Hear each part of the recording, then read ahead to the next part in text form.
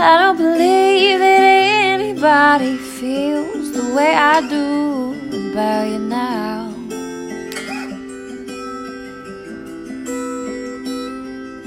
And all the roads we have to walk are winding, and all the lights that lead us there are blinding.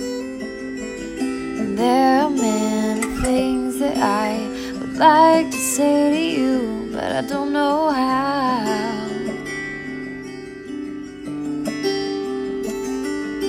But maybe you're gonna be the one that saves me. And after All right, happy Tuesday. Welcome back to Morning Coffee with your host, Rick Alexander.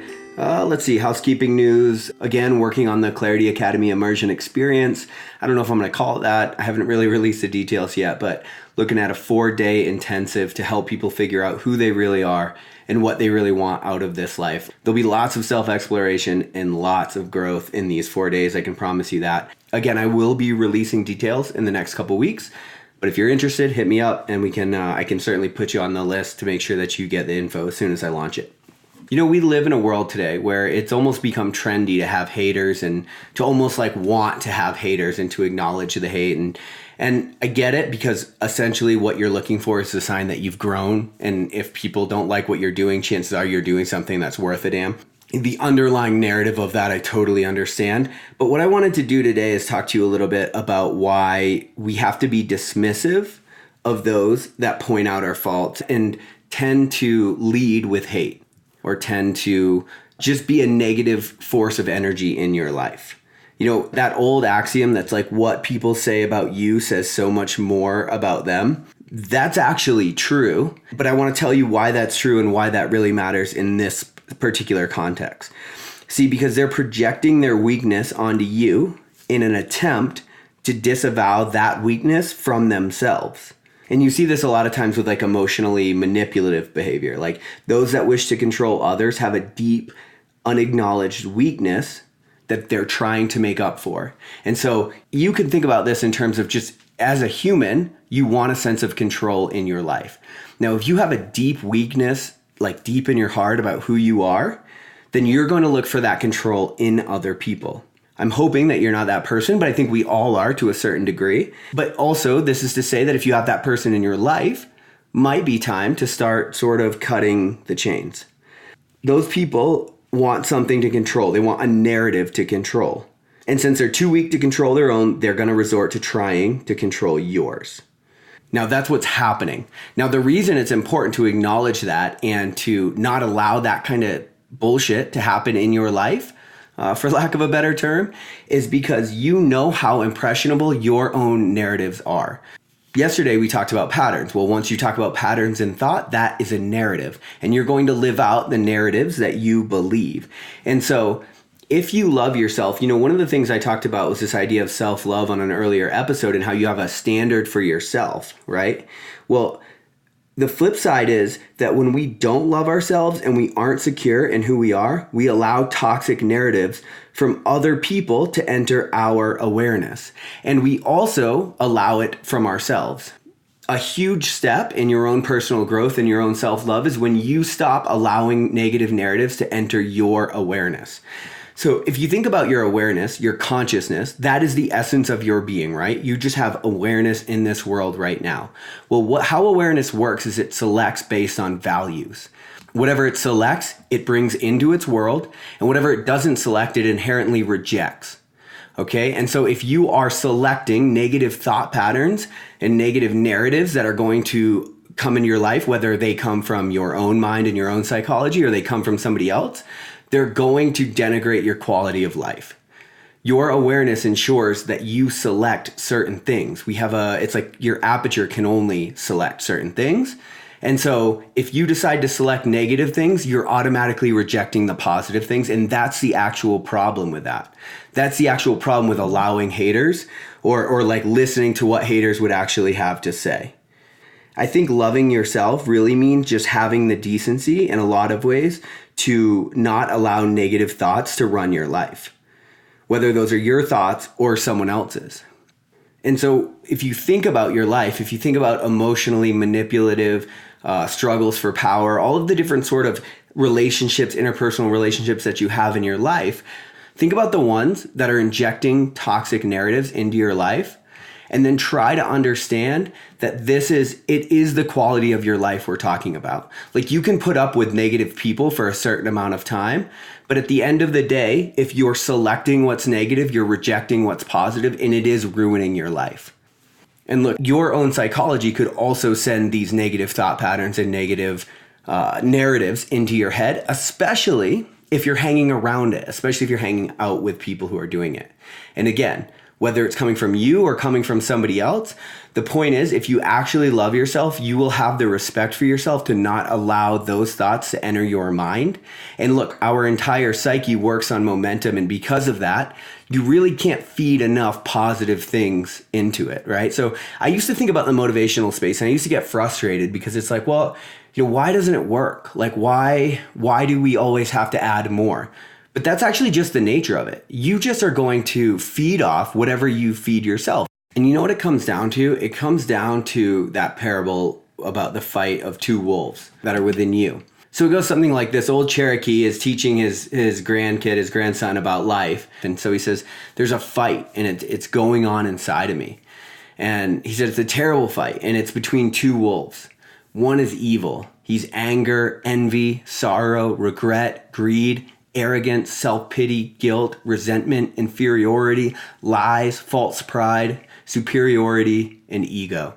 The other one is good. He's joy, peace, love, hope, serenity, humility, kindness, benevolence, empathy, generosity, truth, compassion, and faith. The same fight is going in inside of you and every other person too. And the grandson thought about it for a minute, and then he asked his grandfather, well, so which wolf is going to win? And then the Cherokee elder looked down at his grandson and he said, the one that you feed. And so the reason that you don't allow haters, the reason that you don't allow negative thought processes, the reason that you can't be a source of energy for every single person that wants to suck it out of you, is because you are feeding the wrong wolf every single time you succumb to that. And you have to love yourself more by holding a higher standard of what you actually allow to be injected into your thought processes. You know how flimsy the psyche can be. You know how emotional humans are and how whimsical we are and how we can easily be like just really motivated to go in one direction or to believe something else or to do something else. And so, yeah, you have to continue to feed the wolf that you want to win. And often that means starving all of the hate that surrounds you that is always trying to penetrate your being. It will denigrate your quality of life. So just know that the more people who are negative that you allow to be around you and to be in your presence, you do so at the denigration of your own quality of life and thoughts. Feed the good wolf, be Stevie Wonder to the bullshit, and then watch the way that your life is expressed on this earth be magnified far past what you could imagine now. It's all just a matter of what you allow into your consciousness. It's all a matter of what you allow to be selected. I love you guys. We'll talk on Hump Day on Morning Coffee. I am marching through branches in a fit of wanderlust. I see you in a black hole reaching out for something just. Silhouettes of neighbors dancing in disgust. I'm sure you recognize my noise and you heard about the pit. Been told to be afraid of everything that lives within, but it's much worse where you are, so will you go for it? I have a feeling you might, feeling you might. Somebody somewhere will clean out your rules with dirty fingers. We'll bury the light. Somebody somewhere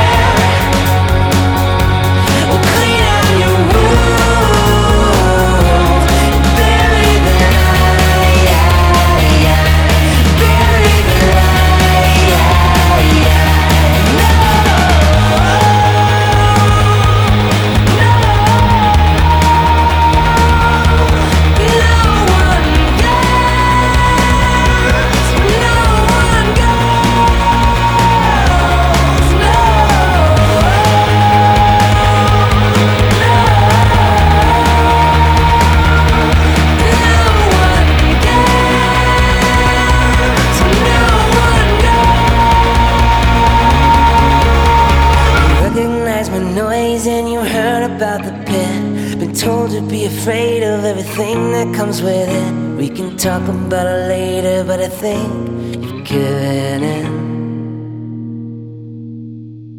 We can talk about it later, but I think you've given in.